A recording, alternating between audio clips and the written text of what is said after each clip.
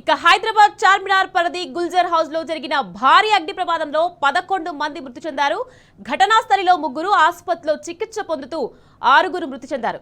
Right, ఇదే విషయానికి సంబంధించి మరింత సమాచారాన్ని మా ప్రతినిధి రంజిత్ లైవ్ లో అందించేందుకు సిద్ధంగా ఉన్నారు. రంజిత్, చెప్పండి, ప్రస్తుతం పరిస్థితి ఎలా ఉంది, సహాయక చర్యలు ఎలా కొనసాగుతున్నాయి, దీనికి సంబంధించి మీ దగ్గర ఉన్న పూర్తి అప్డేట్స్ ఏంటి?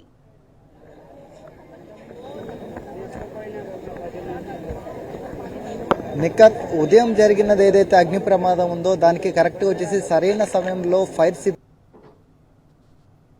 ఈ భారీ అగ్ని ప్రమాదం అనేది చోటు చేసుకుంది. ఒకే కుటుంబానికి చెందిన 30 మంది నివాసం అనుకుంటూ Krishna jewels and Modi pearls అనేటి 2 షాపులను వచ్చేసి కుటుంబ సభ్యులు ఏదైతున్నారో వీరందరూ చూసుకుంటూ కూడా జీవనం సాగిస్తుంటారు.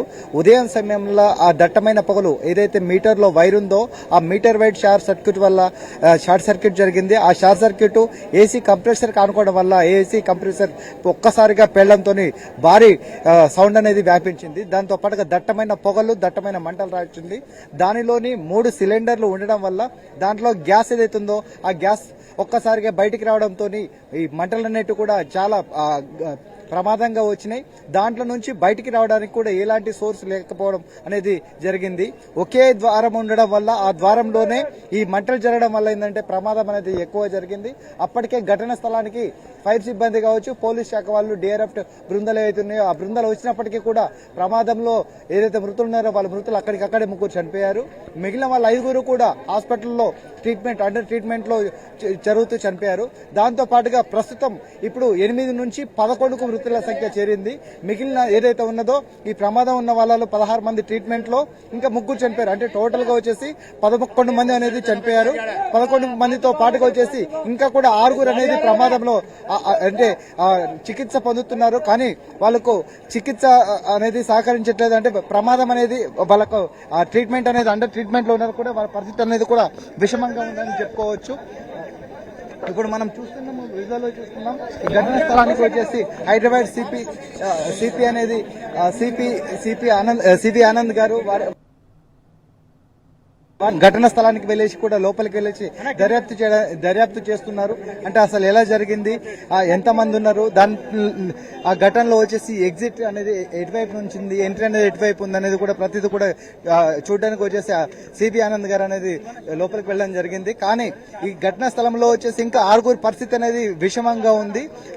ఇప్పటికే అంటే మృతుల సంఖ్య వచ్చేసి 11కు పెరిగింది. ఈ మృతుల సంఖ్య కూడా ఇంకా పెరిగే అవకాశం ఉందని కూడా చెప్తున్నారు. అంటే దీంట్లో వాళ్ళు నిద్రలో ఉండడం వల్ల, దాంతో పాటుగా ఫైర్ సేఫ్టీ అనేది ఆ భవనానికి లేకపోవడం వల్ల ఈ ప్రమాదం అనేది జరిగింది. దీంట్లో ఈ అగ్నిమాపక సిబ్బంది యొక్క సరైన పరికరాలు లేకపోవడము, ఎట్ ది సేమ్ టైం వచ్చేసి ఆ టైంలో అదే టైంలో అంటే ఈ ఫైర్ స్టేషన్ కి ఏదైతే ఉందో సమాచారం అనేది లేటుగా వెళ్లడం జరిగింది. ఎందుకంటే ఆ సమయంలో దాదాపు ఇక్కడ చార్మినార్ ఏరియాలో రాత్రి 12 గంటలు 1 వరకు కూడా వ్యాపారానికి సంబంధించిన వాళ్ళందరూ కూడా ఇక్కడ ఉంటారు. దాని తర్వాత 12 గంటలు 1 గంటల తర్వాత పడుకునే పరిస్థితులు ఉంటాయి. దాని వల్ల వచ్చేసి ఉదయం 6 గంటల 5:30, 6 గంటల ప్రాంతంలో నిద్రలో ఉన్నారు. ఆ నిద్రలో ఉన్న ఆ సమయం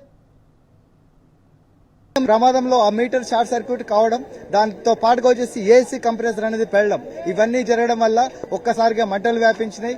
నిద్రలో ఉన్న వాళ్ళందరూ కూడా దాంట్లో 2 చిన్నారు అపంచపంచలో 2 చిన్నారులు కూడా అనేది ప్రమాదంలో చనిపోయారు.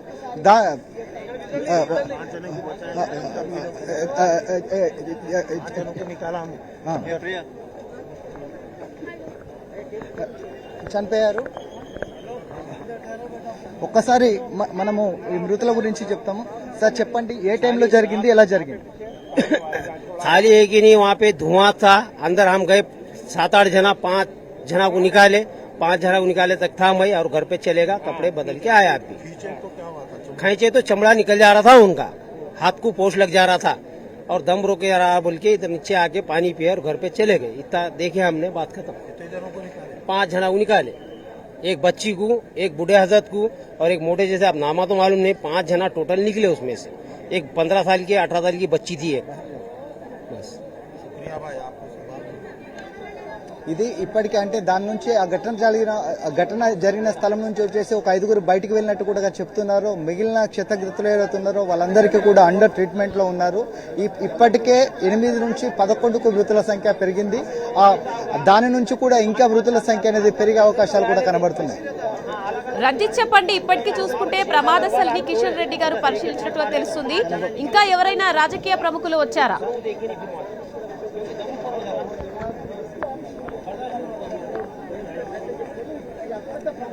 కేంద్ర మంత్రి కిషన్ రెడ్డితో పాటుగా వచ్చేసి ఎవరైతే మంత్రి పొన్నం ప్రభాకర్, దాంతోపాటు HYDRAA commissioner Ranganath, GHMC mayor Vijayalakshmi వీళ్ళందరూ కూడా ఘటనా స్థలానికి వచ్చారు. కానీ ఎవరైతే కేంద్ర మంత్రి కిషన్ రెడ్డి గారు ఇప్పటికే చెప్తున్నారు, సరైన సమయంలో అగ్నిమాపక సిబ్బంది స్పందించకపోవడము, సరైన పరికరాలు లేకపోవడం వల్లనే కూడా ఈ ఘటన ఇది జరిగింది. ఖచ్చితంగా ఇలాంటి ఘటన ఇంకొకసారి కాకుండా అనేది కూడా పోలీసులు కావచ్చు, ఇటు డిఆర్ఎఫ్ బృందాలు, అగ్నిమాపక సిబ్బంది కూడా చర్యలు తీసుకోవాలని చెప్పారు. ఈ ఘటనా స్థలానికి ఎంపీ అనిల్ కుమార్ కూడా ఈ ఘటనా స్థలానికి చేరుకొని కూడా వివరాలను తెలుసుకునే పరిస్థితులు కనపడుతున్నాయి. Right, thank you Ranjith.